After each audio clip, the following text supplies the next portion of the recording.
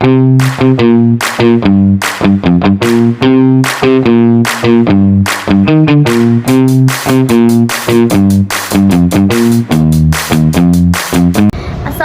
warahmatullahi wabarakatuh. Perkenalkan, nama saya Najma Asna Zahra. Di sini saya akan memaparkan dan menjelaskan sedikit materi mengenai hubungan antara Islam dengan sains.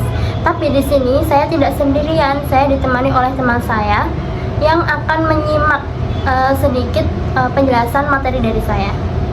Baik, silahkan. Nah, pertama-tama, Islam dan sains itu sebenarnya bukan dua hal yang terpisah, melainkan saling berkaitan satu sama lain. Sains sendiri adalah ilmu pengetahuan yang mempelajari alam semesta melalui pengamatan, percobaan, dan juga penelitian. Contohnya itu seperti mempelajari pergerakan planet, terus proses hujan, tumbuhan yang tumbuh, hingga tubuh manusia. Semua itu termasuk bagian dari sains. Sedangkan dalam Islam, alam semesta ini adalah ciptaan Allah.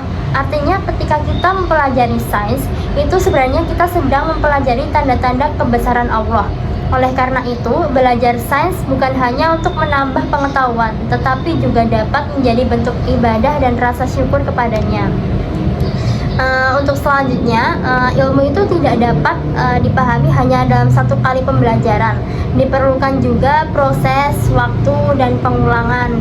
Terus misalnya itu ketika kita pertama kali memasuki kelas baru nih, kita tidak mungkin kan langsung mengenal seluruh karakter teman-teman kita.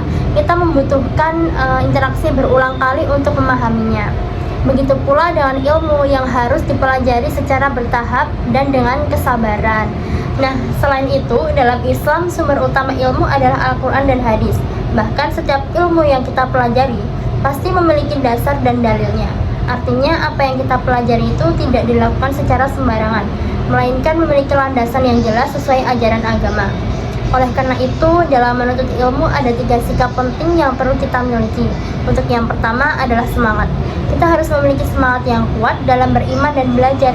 Bahkan rasa haus akan keimanan harus melebihi rasa haus ketika minum dan lapar ketika makan. Untuk yang kedua adalah sabar.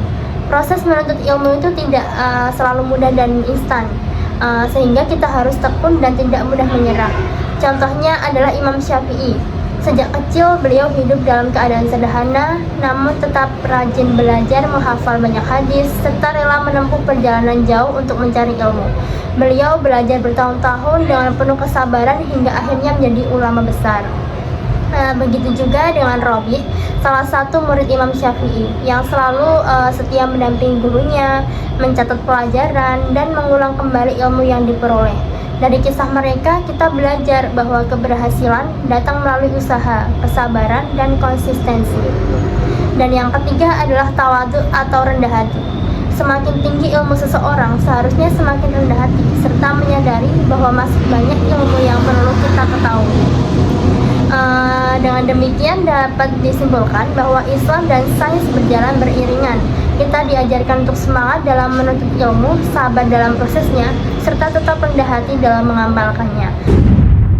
Terima kasih atas perhatiannya. Semoga penjelasan ini dapat bermanfaat bagi kita semua. Wassalamualaikum warahmatullahi wabarakatuh. Yeah, Bobby Valentino.